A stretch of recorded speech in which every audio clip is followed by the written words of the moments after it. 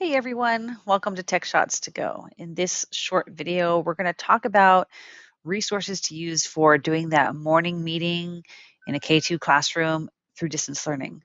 So I have been using Jamboard for several weeks now in my distance learning. We do distance learning on Fridays, and I am temporarily teaching a K2. And so I do this in person with paper when the kids are in school, Monday through Thursday. And then on Friday, we do it digitally with Jamboard. So I'm going to try to show you two here real quick. The first one is the morning meeting calendar. And I use this Jamboard because it takes that role of jobs and doing the calendar together as a class to distance learning. And so I could share this Jamboard with a specific student, and then on their Chromebook, they could actually move things around. But with my K2s right now, they're all taking home iPads. And so I am doing it with their input and asking students to tell me, which one would be moved and where would it go. And they're really into it. So it's really working. I used this several times on my own, playing with it before I used it with students, and that was real successful. And then I tested it with a couple students and then used it for my distance learning meetings after it seemed to work for me. So I really did test it out ahead of time. But basically, there's multiple Jamboards here that you can scroll through. And what we're going to do tomorrow when I have distance learning is I will have the students count the months with me because we talk about that October is the 10th month. We're in October, but they don't always correlate that. And I don't currently have that up in the classroom yet, as I am just subbing in this room. But what we can do is I can count, 1, 2, 3, 4, 5, 6, 7, 8, 9, 10. Kids are counting with me. We're all working together. And then they can see visually that this is the 10th month. I drag it and put over here.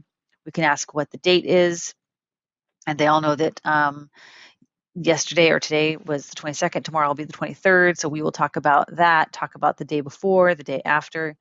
You can go through the days of the week, what today is, what tomorrow is, and those just move off the top here. So super awesome. And then depending on time, I rotate through the other Jamboards and depending on the group I'm with. So the other one here is weather. So we talk about the weather.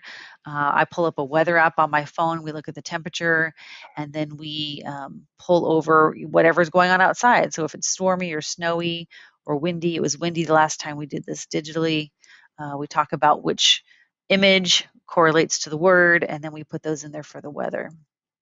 And you just put them back. So again, I could have students do this. If I assign it, one student's in charge of weather, one student's in charge of calendar. I could assign specific Jamboards to them so that they can manipulate it.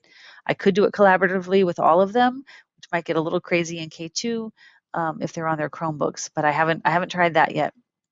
And then there's more here. You can do seasons and get into a little more counting, how many days of school we're at, and have them drag over the tens, hundreds, and ones, and those types of things, days of school, and so on, one less, one more. So I really like that. The other one I really like is, and I haven't tried yet, but I'm going to try tomorrow. I've been playing with it today quite a bit, is our daily number. So that's part of our calendar routine in the classroom. We do a little bit of calendar, and then we do daily number, and this has daily number on a separate Jamboard, which I really like. So we can do the 10 frame counting. We can talk about the daily number, tally marks, the number sentence. I would also have a daily domino and daily dice that we do for the daily number. So I think I'm going to add that as well. But Jamboards, like I say, are great. They can be individual for a student to use and write on and interact with, but you could also have them be collaborative with small groups or whole class so that multiple students can collaborate on them. And so huge game changer for me in distance learning was to be able to bring that same type of activity we do in the classroom home in a digital way.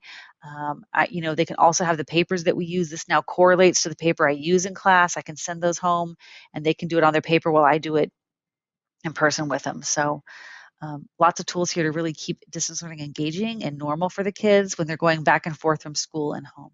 So I hope this helps. I hope you like it, and I hope you start to use Jamboards.